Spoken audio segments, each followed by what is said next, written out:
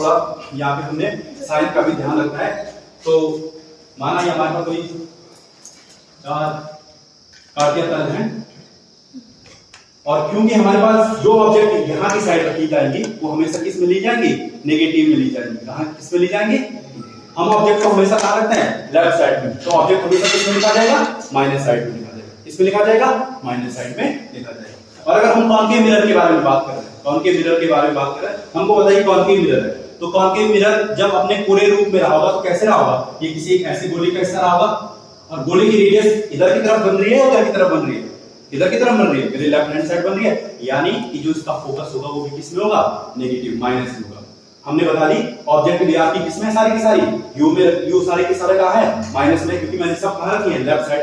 और v भी कहां बन रहा है, हर कंडीशन में माइनस में बन रहा है, लेकिन एक रेयर कंडीशन है जिसमें कहां बन रहा है हमारा, यहां बन रहा है। ठीक है, इन कंडीशन के दम पर अगर आपको ये 6 कंडीशन पता है तो आप न्यूमेरिकली जो अगर न्यूमेरिकल सॉल्व करेंगे तो न्यूमेरिकल सॉल्व करने में बहुत आपको इजी होगा, या आप जो भी कहते हैं। तो ये आपने सभी लोगों ने लिख लिया होगा। ठीक है,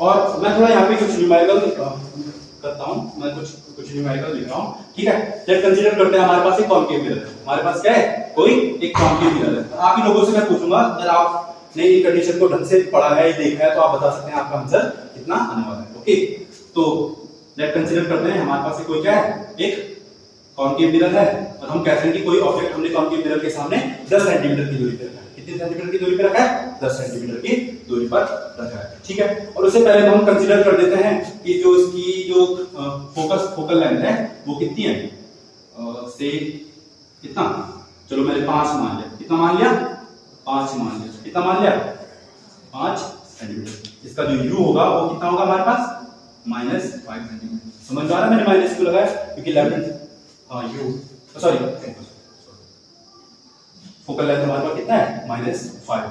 और हम यहाँ पे ऐसे मान रहे हैं कि जो हमारा u है वो कितने सेंटीमीटर पे रखा है, मैंने 10 सेंटीमीटर पे रखा है।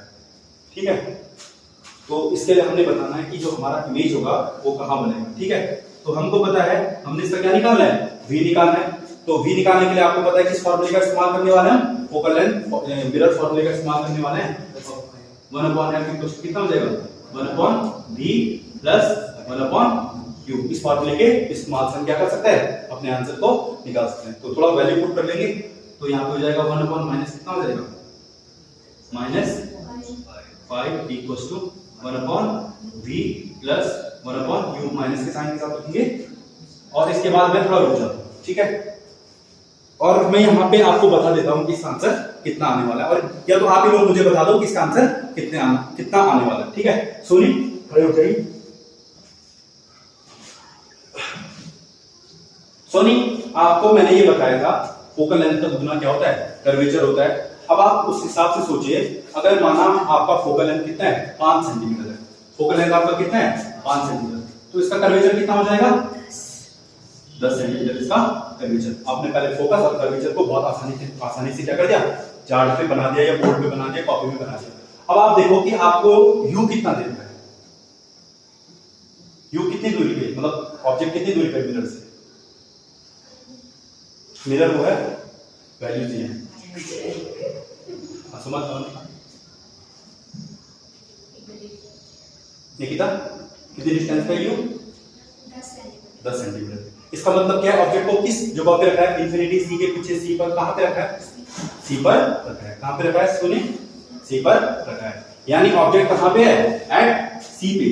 और आप सभी लोग जानते हैं कि जब ऑब्जेक्ट बैठ जाइए, जब ऑब्जेक्ट कर्वेचर पे रहती है तो उसका इमेज कहां पे बनेगा, कर्वेचर का सी पर ही बनेगा। यानी आपका जो आंसर आने वाला है, हम यहाँ पे पहले ही यहाँ पे प्रेडिक्शन कर रहे हैं कि हमारा जो आंसर आएगा वो कितना आएगा, -5